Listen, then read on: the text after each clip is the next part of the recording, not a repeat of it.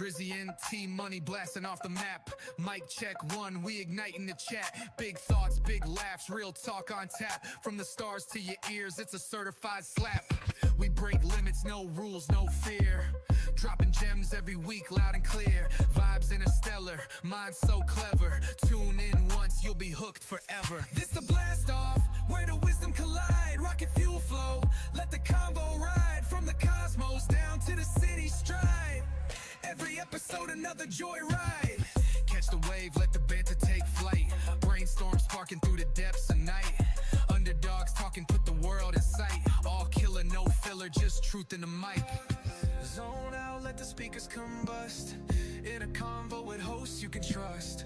Groundbreaking spins, no fine gold dust. It's a must, turn us up, adjust. This the blast off, where the wisdom collide. Rocket fuel flow, let the convo ride. From the cosmos down to the city stride. Every episode another joyride.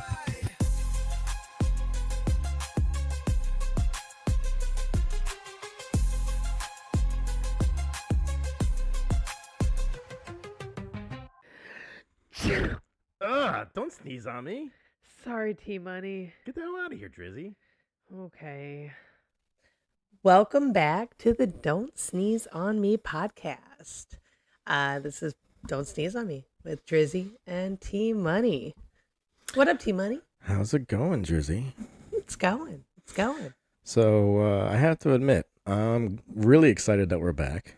I think we had a great episode last week. Agree. I had a great time recording with you. Oh yeah, I think the topic we talked about was just it was interesting because there's a lot from the feedback I got. A lot of people never thought of it the way we did, And a lot of people had different perspectives to provide as well. So like it was cool to hear other people's thoughts on the way that they would see their relationship and the way things played out. Oh yeah, some of the comments that we got and ideas were perfect. So I want to say, if you guys didn't tune in last week, definitely go back and listen to our first episode. It's a different take on Forrest Gump, and I think you'll enjoy it. But for today, we're definitely going to touch on a subject that is personal. We are getting personal, like deep core memory personal, like thinking about our childhood and what really impacted us the most. And I definitely think that you guys as an audience are going to be able to relate because everyone has these stories. So today we're going to talk a little bit about childhood trauma. The trauma. It's going to be something that I think everyone is going to understand. Everyone's going to see how, it formed and molded us as adults. But even in your own life, I'm sure that you're going to be able to see, oh, wow, yeah, I forgot that happened. And no wonder I'm afraid to go swimming by myself. I love that. And we're not going super deep. We're not getting heavy with it. We want to keep it light and fun. But like, this is going to be about how what could be thought of as little things really impacted us the most. So also, excited to learn about you. I want to hear about your childhood. Well, listen, Drizzy, after the first time of hanging out with you, I knew there was some childhood trauma there. Maybe a little adult trauma too, but oof. I hope you sought therapy. So not only do I have, childhood trauma, I have what's called lifelong trauma, T-Money. Not sure if you can relate. When we were preparing for the show, I didn't think I had that many stories, but boy, did they come flowing out once I started thinking back. It's like you pull back those the It's onion like, layers. Yeah, it's like peeling an onion. The deeper you go, the stinkier it is. Mm-hmm. I do want to mention one thing that was kind of exciting about our listeners from last week. Oh, really? Yeah. Well, the one thing that really I was excited about is not only do we have a lot of great new listeners that tuned in, but we even had somebody from Hungary. Yeah. You read my mind. I mean, I don't know how they found us, but you know something? Maybe we actually do have something going on here between the two of us. We'll see. I mean, don't get too excited, If but they we'll see how it plays out. if they tune in again, then they are listeners for life.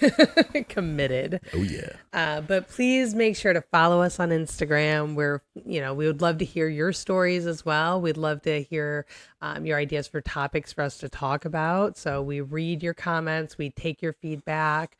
So yeah, we'd love to hear what you have to say. Yeah, our Instagram is up and running. We actually have our email on there too, so you can reach out to us personally. But we actually did read what you guys sent in. I mean, there was a couple great story ideas that we are gonna explore. But having that fan group is actually quite nice. Since it's we only did one show, Yeah. but let's jump to today's topic of childhood trauma, because I want to hear a little bit about you. You're gonna hear a little bit about me, and we're gonna award the most fucked up childhood award at the end. I mean, one thing that sticks out to me is the comment my mom used to always make to me. I brought you into this world and I can take you out of it just as easily. Parents can't say that nowadays. I can't say that to my kids. That's for sure. Oh, yeah. Child Protective Services would be here in an instant. Instant. But I remember when that all changed, because kids then started using, I will call Child Protective Services on you. If I said that to my parents when I was growing up, I think they would have been like, do it. That's I exactly dare ya. what my mom said, because I remember threatening her with it for no reason at all. And she said, do it. Go ahead. Go ahead. I get a vacation from you. That's fine. I said, oh, okay. And did I call? Absolutely not. she was playing adult poker and you were playing Go Fish. Well, at the end of the day, I'm the one that would get taken away, not her. Oh yeah. See if you really enjoy your life then. Ooh, no fun. One thing I really think about as a kid, and it's not that I have a ton of examples of this, but I remember some like weird random house rules. Like I remember visiting my dad and spending a couple weeks in the summers there and just having some like random weird rules to have to follow. I mean, everything they did was very different from how my mom did things, but did you ever experience that, like your friend's house or your parents having just these like weird rules that looking back just made no sense at all? Yeah, Drizzy. I mean, honestly, one of the weirdest rules that I ever experienced at a friend's house was no snacks before dinner and no snacks after dinner. When would you have snacks? I don't think it was a snacking household. I mean, they showed it to you, but you weren't allowed to go in there. And I mean, even if dinner was like 4 hours from the time you wanted to have the snack, no, you're gonna ruin your appetite. I'll get another one. Believe me, it's coming. It's going to come again. It's not like it's a once in a lifetime opportunity. But yeah, I mean, as I said, it was a pantry for looking only. For viewing pleasures. Oh yeah, I mean, and they had a lot of good snacks too, which pissed me off. Oh, they're just teasing you with the snacks. Oh yeah. Wow. I don't understand that one. How about you? I don't know. I had this friend in 8th grade. I remember her. So her dad, he actually owned it was a huge house in a very prominent corner of Chicago, like middle of the city. Huge house. He owned a Rolls Royce that he would drive us to school in, like, old money kind of thing. But he had this one rule, and it was his only rule. And it was don't chew gum in the house. It was the only rule he had. That's such a weird. Was he afraid you were going to like spit it on the floor or something like that? I have no idea. And I would ask her why, and she would say, I don't know, but that's his rule. And, we're in 8th grade, so we're always chewing gum, He must have had some type of trauma where he like reached under the table or something like that. And a wad of gum. Not only was it a wad, but it was like warm and like just there. I mean, fresh. Yeah, that would mess me up a little bit too. But I mean, I know. I guess that's a weird one. Yeah, I can.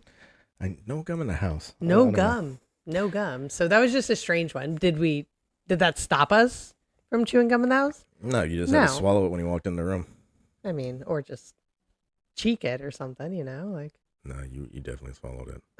Stop with the swallowing. I know So- that's your favorite thing to do. Well, we all gotta have our own. We all have our our own hobbies. You want to know another weird rule? Yes, I mean, please. so my brother had a friend that lived up the street from us, right? And that friend had a younger sister, and she was older than me, like 4 years or something like that. Like, we were just friends. Her mom would never let me hang out with the daughter, even if it was just to watch a movie or a show, because she was afraid that we were going to be inappropriate with each other. Even though this girl had zero interest in me, her mom was like, "No, he's a man. He only has one thought on his mind." I was like 12. I was going to ask, how old were you at the time? I mean, So she's like 16, Yeah. you're 12. Like, what is she concerned about her own daughter as well? I don't know. I mean, all we wanted to do was watch Independence Day. I mean, come on. I Just mean, need to watch some Will Smith save the day. I'm saying it's the least sexual movie ever, so believe me, there's not going to be any of those thoughts. I don't know. Isn't Jada a stripper in that movie? Well, we didn't want Not to let that her they know. show We it. didn't want to let her know that, but That's true. That's true. yeah. Wow, interesting. Worried about you too, but like she's concerned about you, but she must also be concerned about her daughter. So that's like I mean, her come on. daughter I mean, with a 12-year-old. Yeah, I mean, as we got older, I could understand that, but I mean, it just wasn't. It's like me and you. We were just friends. What if she was like babysitting you? You know what I'm saying? Something like that. Like I mean, let me put it this way. I know that I had that type of game when I was younger, yeah. but I mean, I still have it now. Baby Just T-Money. Wink, winking. Yeah, baby T-Money. But yeah, I mean, it was just so weird. I mean, can't you be friends with people? I mean, especially at I mean, I get it sometimes as older. Yeah, I mean, it's weird having a guy and a girl be friends, but still, we're not gonna jump all over each other. We just want to hang out. I mean, That actually reminded me of a story that like I didn't remember until right now. It was so I had a very close friend of mine in high school, and we were like just best friends. We hung out all the time. We would have sleepovers all the time. But her mom, for some reason, thought that her and I were hooking up. ooh, that's a Like that we would hook up at sleepovers. So it got to a point where she didn't want us like sleeping in the same room. And I'm like, number one, that would never happen ever in a million years. Like, and we were baffled by it. And we honestly just thought it was hilarious because how else could we look at it? you should have been like messing with her every time, just like as her daughter left the room, Making just fake like winked at noises. her. Yeah. Be like, oh, you have to go upstairs. Oh, I forgot something upstairs too. Wink, Wink, wink. wink. Follow her up. Look up her towel. Yeah, exactly. Just be a total creep. But there's one that one rule that I had in my house growing up that looking back, I even asked my mom about it recently, and she like couldn't even give me a clear answer. But it was, we would have spaghetti night like once a week. So I love spaghetti. me too. One of my favorites. I make it for my kids all the time. Oh yeah, But- little gravy. Gotta hit the spot. Sunday's the worst. Yeah. So on spaghetti night though, the only things we were allowed to drink were either water or milk.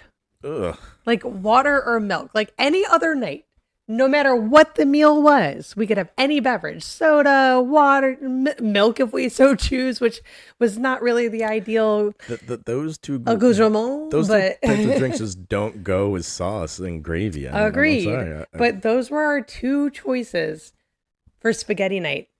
Again, I feel like that asked would my mom spoil in your recently. stomach. Well, I asked my mom recently, and like I said, she could not give me an answer as to why. Maybe I'll ask her again. I'll have her call in. Maybe She'll be like, I don't recall that. maybe I should call my mom right now and get Yeah. her Oh, get her yeah. on the phone. Exactly. Well, I mean, speaking of phones, I mean, my one friend, I remember this, and it was like the worst rule ever. I learned very quickly to not have my phone out at the dinner table. So his mom's rule, and listen, I as a parent, my parents had the same rule: no cell phones at the dinner table. Perfectly fine. I get it, but with my parents, it was like put your cell phone away, and you just put it in your pocket. No big deal. This mom's rule was if she caught you with your cell phone out, even if you weren't her child, she would confiscate your cell phone for the entire evening till you left, or if you were staying over, you didn't get it till you left the next day. It was like the weirdest, strictest rule. I was like, I learned the first time, and I'm glad I didn't sleep over that night. But at the same time, I used to sit there and look at my friend and just watch as other friends or his sister's friends would get their phones taken away, and I would just smirk. A parent could not get away with doing that to somebody's phone nowadays. I mean, nowadays? Oh yeah, no way. Not even your child. I mean, nope. You see these videos now of like kids like losing fighting their parents and like losing their shit and like getting the cops called on them because of their cell phones. Oh yeah. Oh, society's out of control. But I as a kid, I remember thinking, I thought there was a handbook for parents. I thought there was this like secret guide to like how to parent. Like every parent was kind of like, it was ingrained in you as you grew up. And then when I became a parent, I'm like, oh shit, we're just winging it. We're winging it 100%. Yeah, if there was instructions, a lot of those parents didn't follow it. Oh no. At all. They still don't. Yeah, exactly.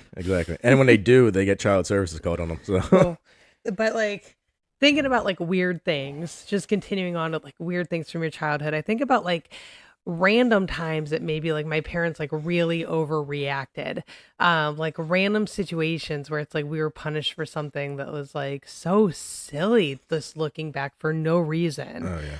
I have a couple of those. Yeah, I got one that like comes to mind, and I I have to admit there were probably times I probably deserved it, but I mean there's that level. It's like, okay, this is where it should have been, and you're way up there. Yeah, and I'm sure, like, I've had those moments myself as a parent where I've overreacted to things that, at the end of the day, I'm just like, that was really silly.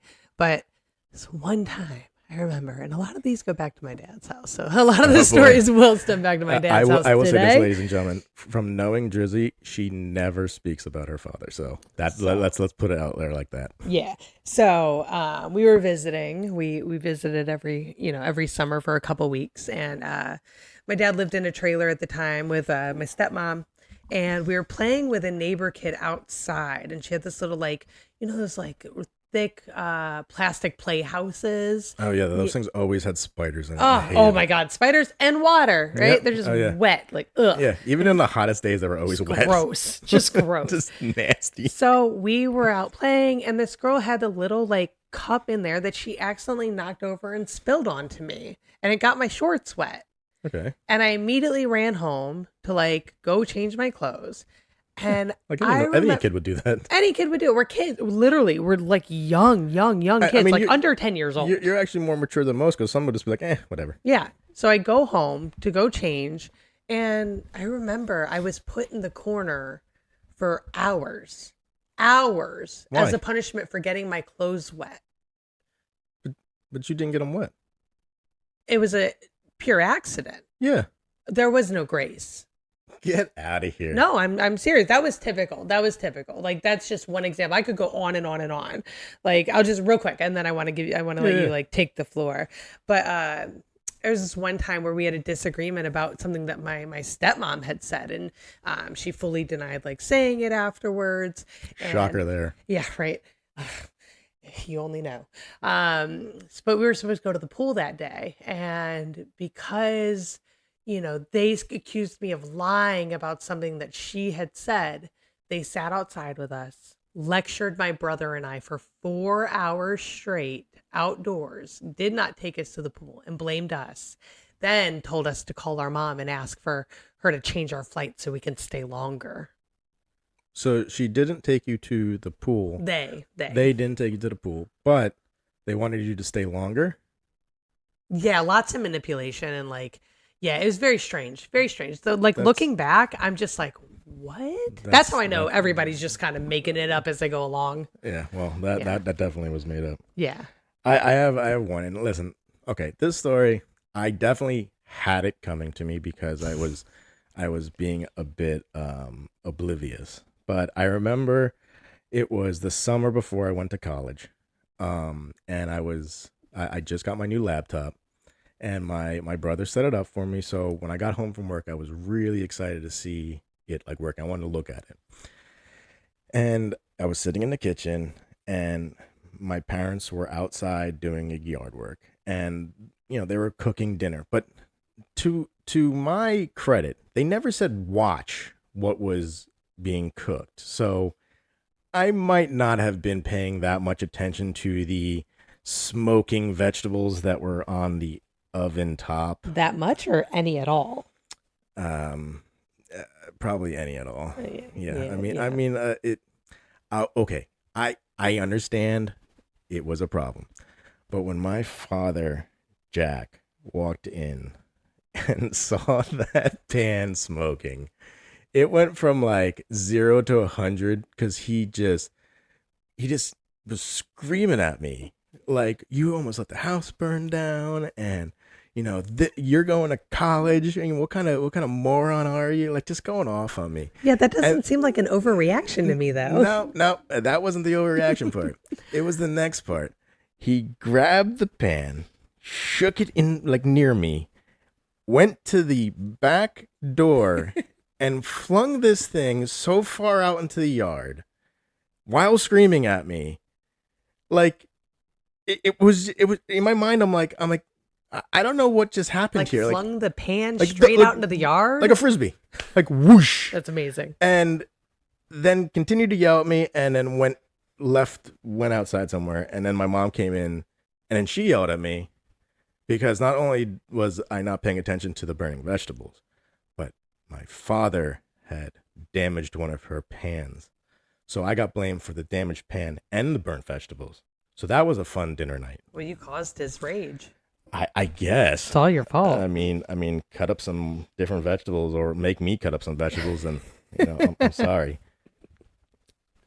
No, that's hilarious. No, I think about that kind of stuff. I even think about that reminds me of like a teacher that had like a crazy overreaction. My old math teacher that would overreact in math class. Like if somebody wasn't listening or didn't do their homework or anything, he would throw chalk across the room and throw chairs.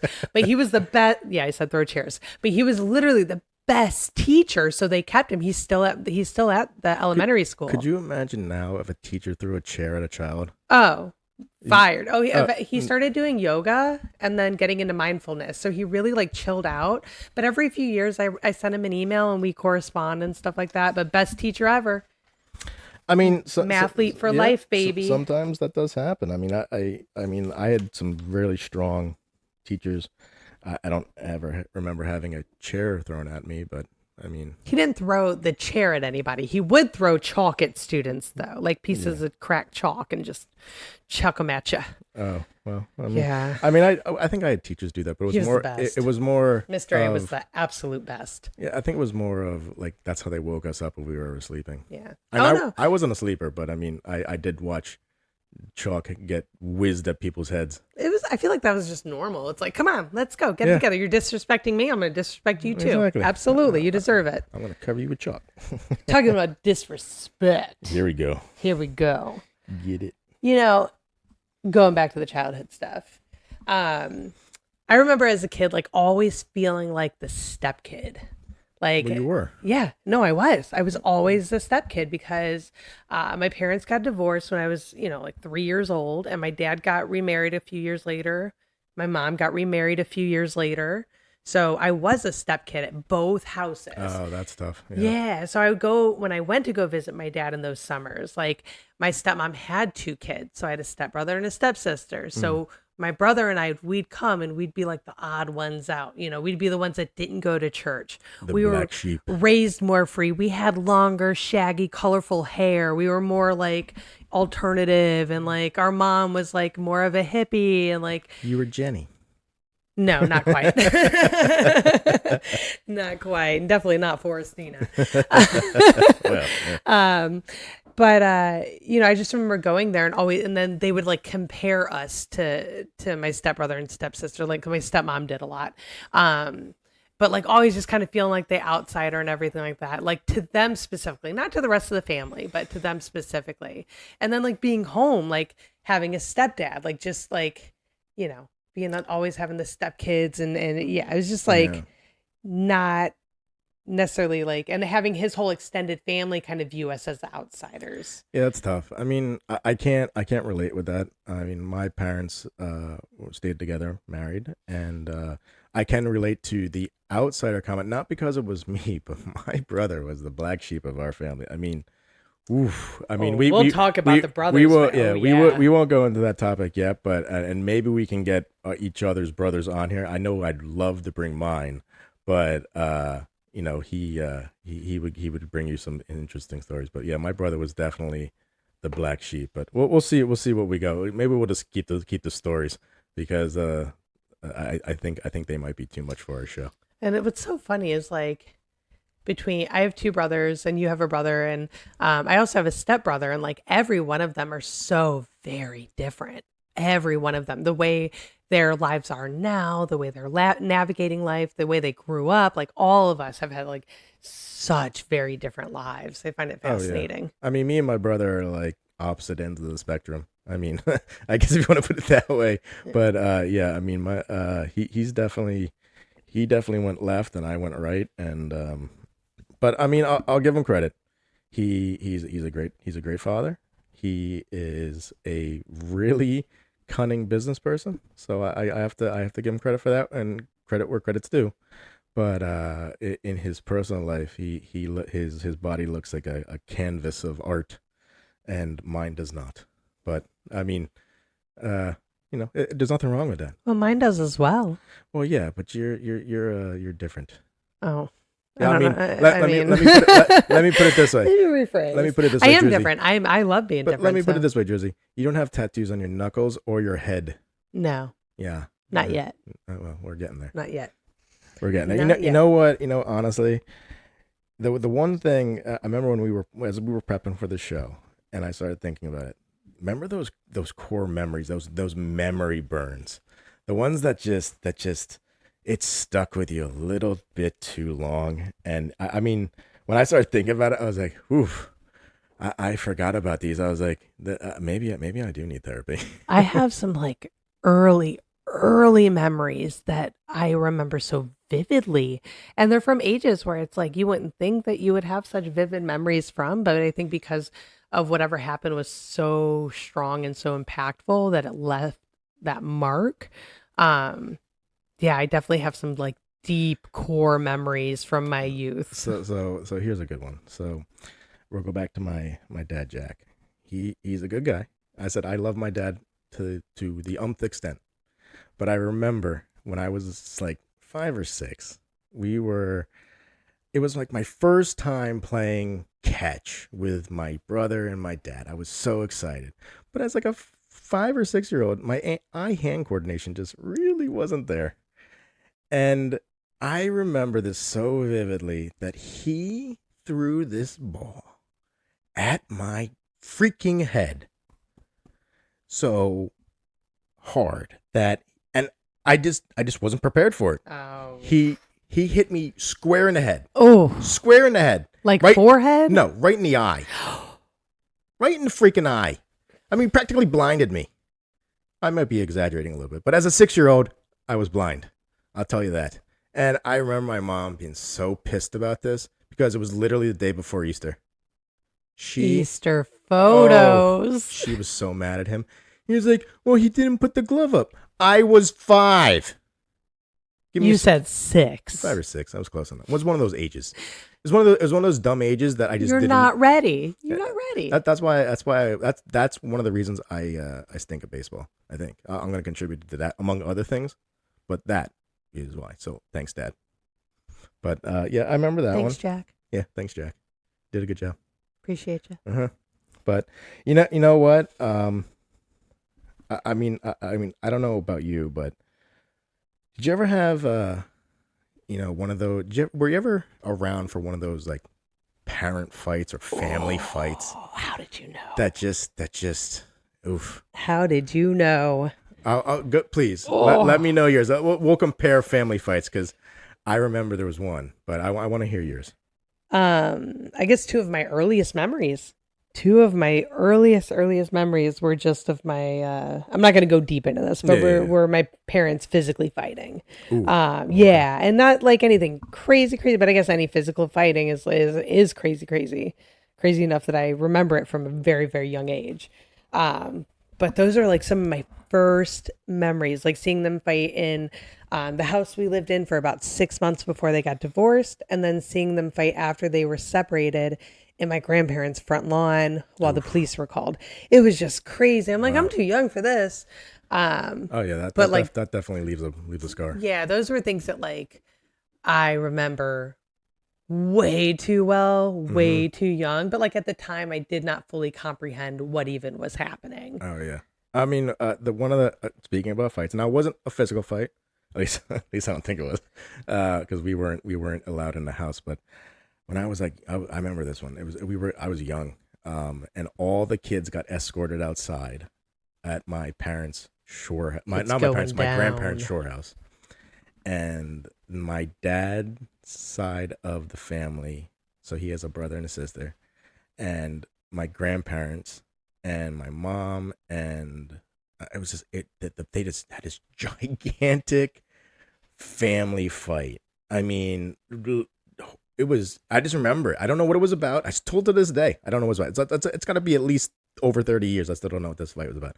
But like, I remember after the fight, like my aunt and my uncle didn't talk to my dad for a long time. I mean, I didn't even get to see my cousin until my brother got married. I mean, that was how long it was. Devastated the family, whatever it was. I mean, I don't want to know what the fight was about. Any speculations?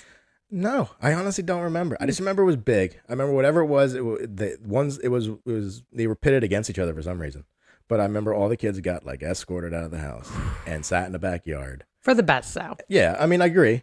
But I mean, yeah, that one left a little bit of a scar. I mean, I'm glad that it's changed now that I'm older. I mean, like I said, we mended those bad feelings. But oof, yeah, that one stuck out. It's funny how we have like memories of those things from so early on, but going in a different direction. Okay.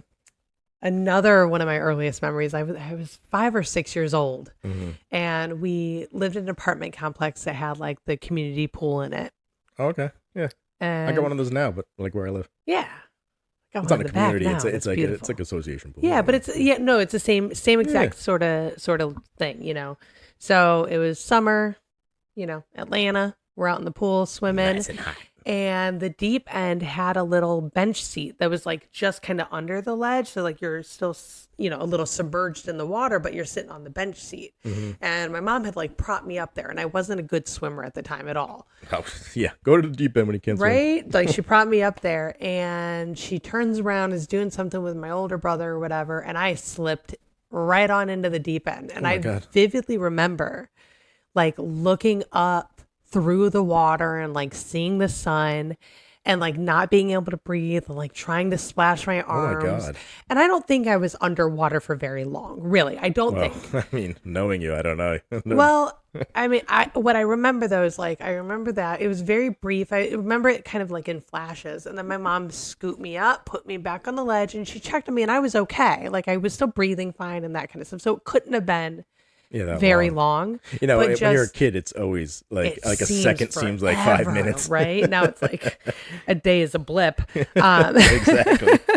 But no, I vividly remember that though. And I was really terrified. I think that's one thing that made me scared of deep water, like long term. Oh yeah. You had like a Jason Voorhees type of thing. Yeah. Now I'm not like a crazy good swimmer, but I'm a decent swimmer now, and I like swimming. I like being in pools, and I'm a CPO now and all that, nice. Accolades. Yeah, there you go. But, I don't like open water. I don't like deep water, and I wonder if that had a little bit of an impact on that. Oh yeah, that definitely left some type of a mark. I mean, maybe.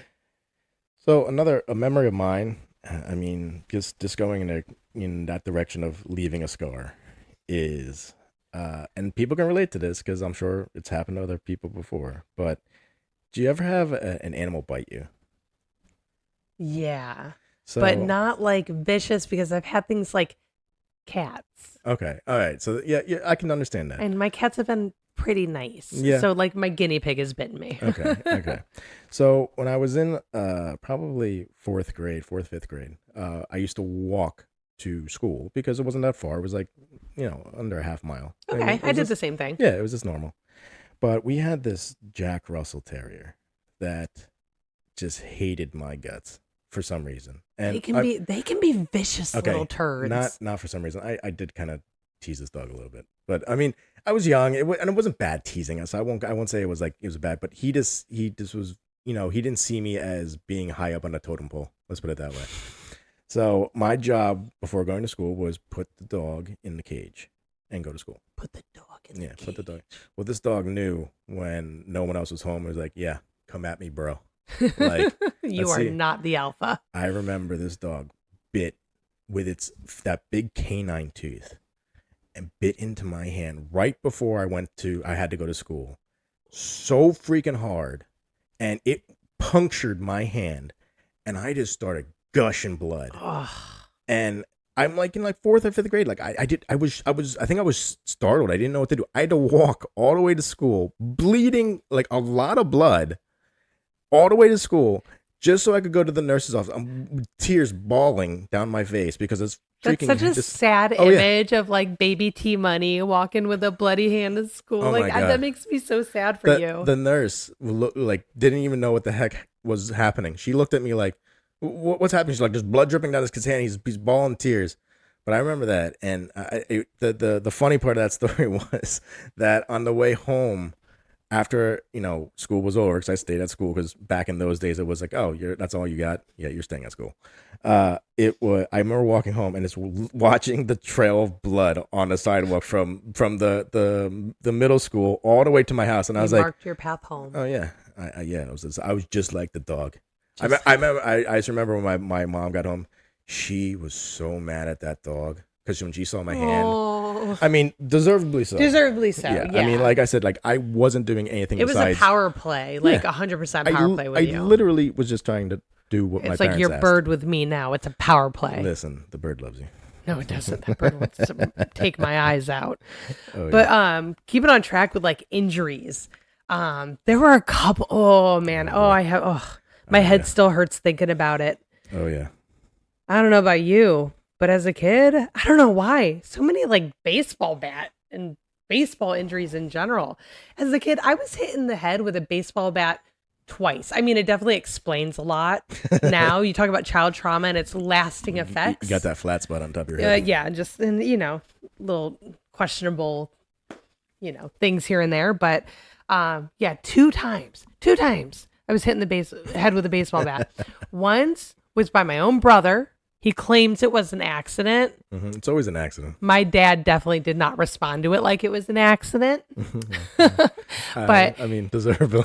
Yeah, my brother was, hitting a baseball off a tee, and didn't see that I was standing there and swung that bat as hard as he could and clocked me right in the head. Mm. Yeah, suspicious. Yeah.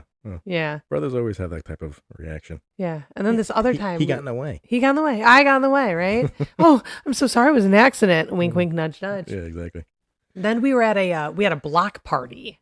Oh, God. And that was a big thing in Chicago growing up. We're having block parties and like the neighborhood parties. Yeah. So fun. Your whole couple streets everybody would like come outside and barbecue and get bouncy houses and do all this sort of stuff. So in New Jersey, it's like a church party. So. Okay. Yeah. So we all did it. Like the neighborhoods got together and did it.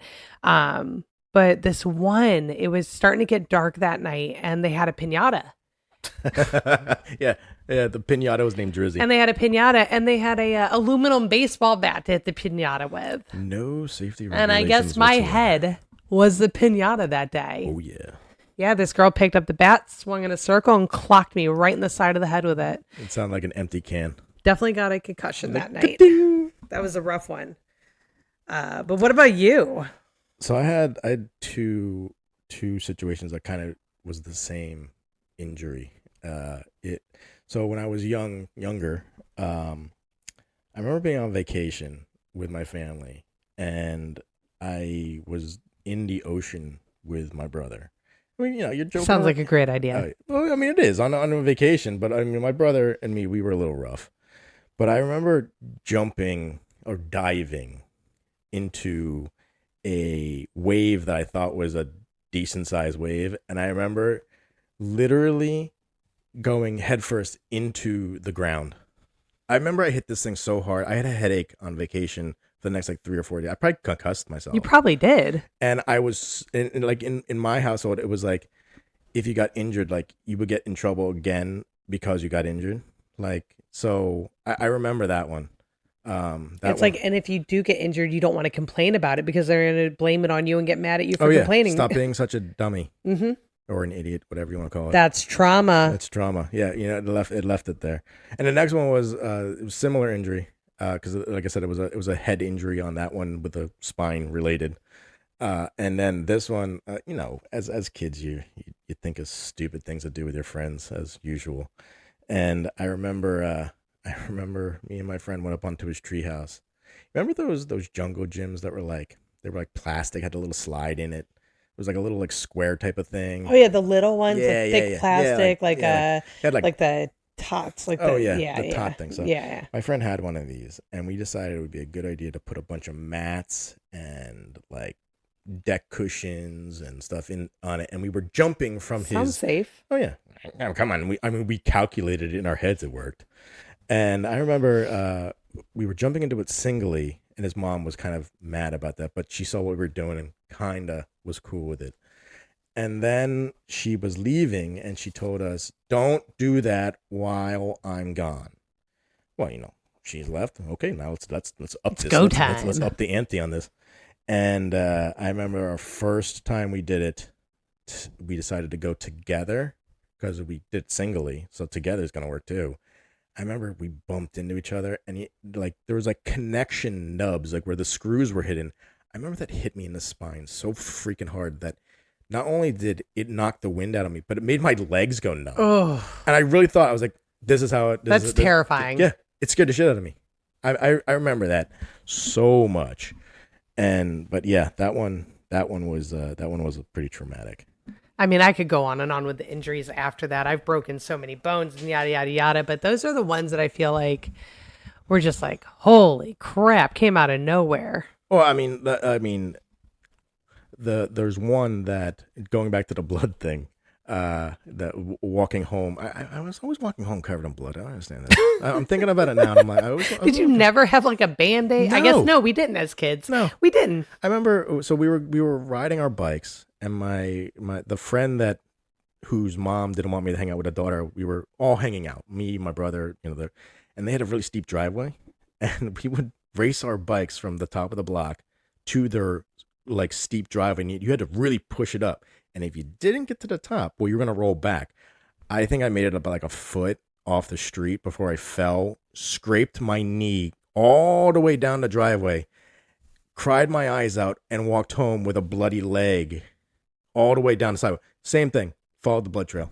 Ooh, I got one more on that. Just Okay. one more. Yeah, it's a good one. At my dad's house. Oh boy, here we go again. Nothing to do with my dad. No, this is actually, he handled this excellently well. But there's this very steep hill in his housing community, and I decided to go down it on my rollerblades, and I was probably like 9-10 years old, and I go down this super steep hill, which, mind you, crosses a street at the bottom of it where you have a stop sign. So, and you can't stop on rollerblades at the bottom of that. Oh god. So, I mean, I was lucky that day I made it through the intersection, but I couldn't slow myself down to the point where I had to stop myself on a curb. And I went down. You curbed yourself? I curbed myself and into grass, luckily, because it would have been much worse. But I got up and my whole leg was like skin down to my shin, like all through it. And I had to get up, rollerblade home, and I had blood just like pouring down my leg, and get home and clean it all up. Lots of Bactine, and then we were good to go. But there were a lot of days just, you fall, you hurt, you get up. Yeah, you just keep going. Kind of just brush it off. I mean, man, do I remember it, and the scars are still there. Yeah, I mean, it really. I mean, like I said, I'm sure you guys have your own stories. If you want to, share them with us, please do. I mean, we would love to hear what left a scar on your lives. But I know that for me, there's a couple stories. I know we have other ones. We'll probably jump back into this topic sometime in the future. But I want to thank you guys for tuning in today, because and supporting us, because we definitely appreciate it. Yeah. I'm not saying we were, raised wrong, but maybe unsafely. I think we were raised in a way that would. I think it definitely toughened us up a little bit. Definitely developed some grit. Oh yeah. But yeah, anyways, thank you everybody for listening. We appreciate you tuning in. If you haven't yet, listen back to our first episode, Forestina, Run Girl Run. It's our take on Forrest Gump. But anyways, we'd love to hear your thoughts and feedback on some of your childhood memories that made the biggest impact on you. Some injuries, funny, serious, whatever you want to share, we'd love to hear. But yeah. You guys definitely reach out. But as we said last time, it's time to drop the mic. Deuces.